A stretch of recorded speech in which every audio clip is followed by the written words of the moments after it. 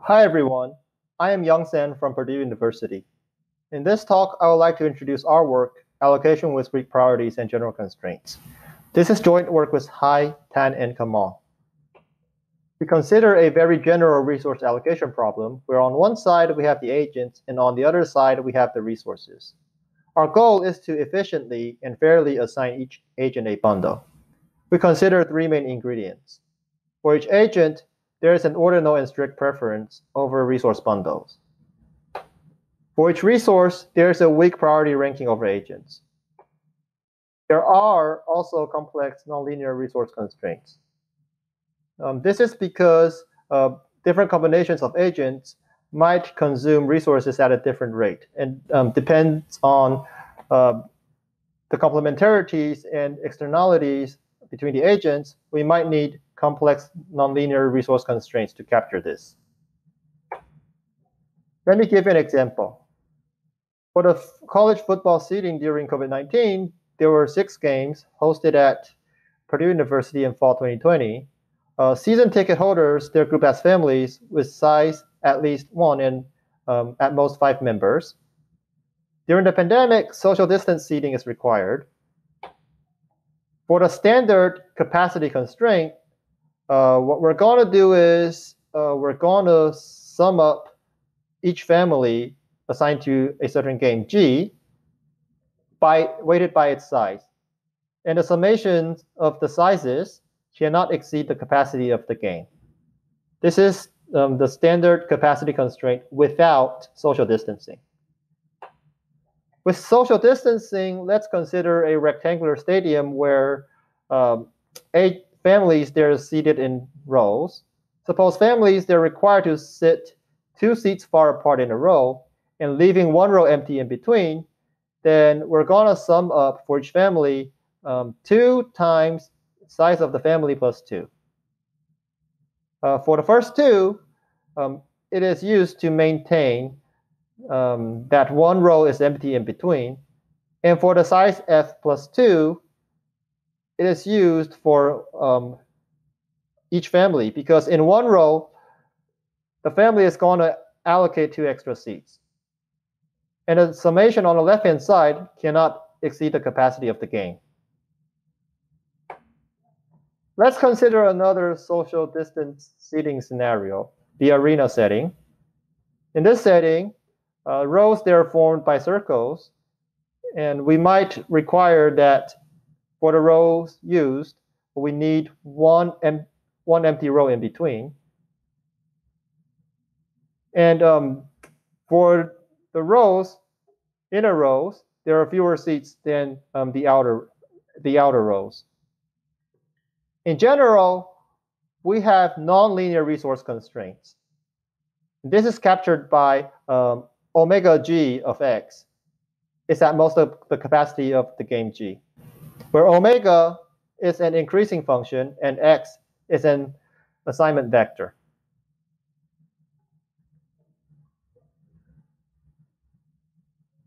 I've just talked about the complex resource constraints. So let's talk about the preferences in this setting. We consider that families have ordinal preferences over bundles of games, and the games prioritize families according to probably the family size, the club score, because it might have more fans, the number of seniors, because seniors going to graduate, etc.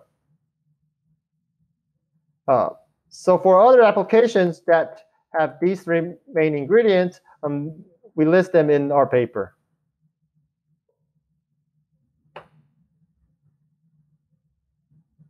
In terms of the previous work, Gale and Shapley introduced a deferred acceptance mechanism, but this does not capture preferences over bundles. Later on, there are competitive equilibrium-based mechanisms that considers cardinal preferences instead of ordinal ones, and requires randomization because the allocation might be fractional and it has to be implemented by lotteries. Later on, Bodish in 2011 introduced an approximate version of the C-based mechanism. This mechanism considers ordinal bundle preferences, but cannot be adopted to weak priorities and complex resource constraints. Our main contribution here is to extend Bowdish's work to the setting that adopts the two extra ingredients, weak priorities and complex resource constraints. Before going into our result, let me introduce the standard setting for the competitive equilibrium. In this setting, families have ordinal preferences over game bundles. Games do not have weak priorities, and we consider standard capacity constraints. We're interested in a pair XP, where X is a deterministic assignment vector and P is a price vector. We say that a family can afford a bundle if the total price of that bundle is at most the budget.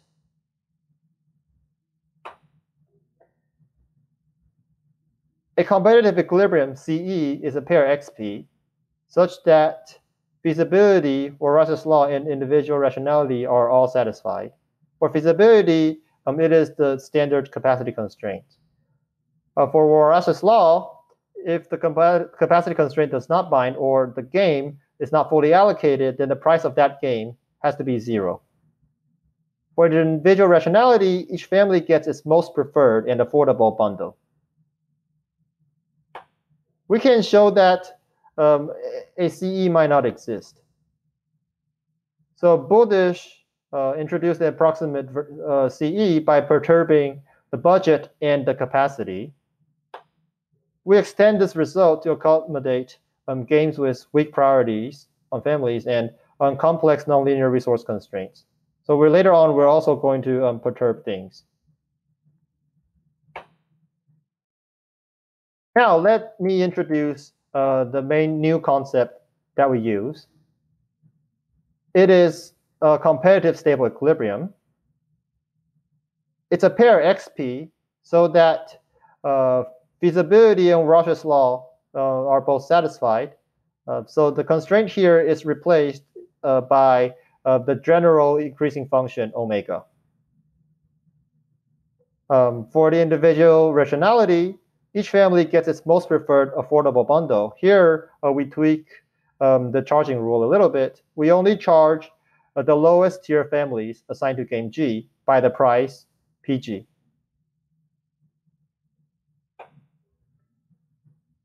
CSE is pretty nice. It has some properties. It is a hybrid of CE and stable matching.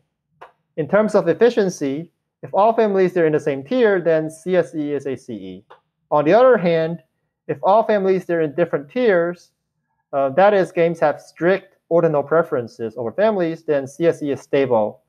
It's a stable matching without strongly blocking game and bundle pairs. Namely, there does not exist a family and a set of games that are going to deviate. In terms of fairness, for agents with equal budget, CSE is envy-free, which means that for each family, it's good with its own bundle. It's not going to envy the bundle of other families. This also implies that choosing a budget can reflect the priority of the agent. The higher the budget of the agent, the more it is prioritized. Since CSE is a more general case than CE, it might not exist. So we perturb the budgets and the capacities. We introduced an approximate version of CSE, namely epsilon CSE. Let D be the family budget vector. Then XP is an epsilon CSE if there exists a perturbed budget vector, D prime, which is non-negative, so that the coordinate-wise max difference between D prime and D is upper bounded by epsilon. And XP is a CSE with respect to D prime. If this holds, then we say that XP is an epsilon CSE. We obtain the following lemma. When families have the same budget and epsilon is at most 1 over 2n, where n is the number of agents, then epsilon CSE implies efficiency and an approximate version of envy-freeness. Here's our main theorem.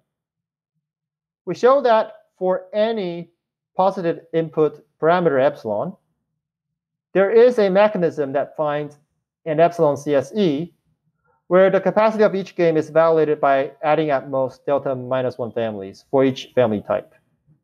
Here, delta is the max bundle size. To be clearer, let me give an example. In terms of the football social distance seating, we have family size from 1 to 5. That is 5 types. There are 6 games, so the max bundle size is 6. The capacity of each game is going to perturb by adding at most 5 families for each family type. That is at most 25 families for each game. This theorem shows a theoretical worst case. And later we're going to show that based on our simulation results, it is way, way better than the theoretical bound.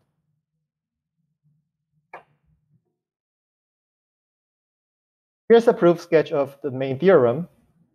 It's by a series of reductions. We derive a generalized version of Scarf's lemma. This will give us a fractional solution, and we're going to round it by the previous technique. After rounding, we get an integral solution, and that solution has a 1-to-1 correspondence to an epsilon CSE with perturbed capacity. Our main contribution here is to extend Scarf's lemma from linear constraints to general increasing nonlinear constraints. And the generalization allows us to capture complex resource constraints in terms of the omega function. For empirical results, we consider 6 football games held in the same stadium. The stadium has 2,650 seats, and there are 1,000 families. We consider a rectangular stadium where families are required to sit 2 seats far apart in a row and leave 1 row empty in between.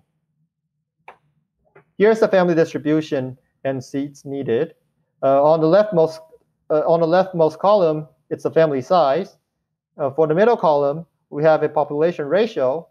So for example, if the family size is of 1, then there are 15% of them. On the rightmost column, we have the seats needed, lambda. So lambda is 2 times b plus 2. For example, a family of size 1 is going to use 6 seats, and so on. We compared 2 algorithms. A draft heuristic that allocates families to games greedily based on randomized order in a round-robin fashion. So we first focus on game 1, assign it to some families, and move on to game 2. And we're going to assign game 2 and prioritize the families that are not assigned game yet, and so on. The other algorithm that we use is the CSE algorithm, and the budget of each family is weighted by its size. So this means that each member will get $1, and we just sum it up for one family. That will be the total budget of the family. In terms of efficiency, we show that the violation of capacity constraints for CSE is less than 0.5%, which is pretty small. And we note that the draft mechanism actually does not violate the capacity constraints.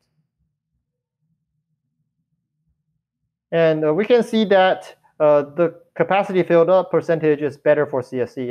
It occupies more seats than draft because it prioritizes the large size families where the seats used, the ratio between the seats used and the family size is better than the draft.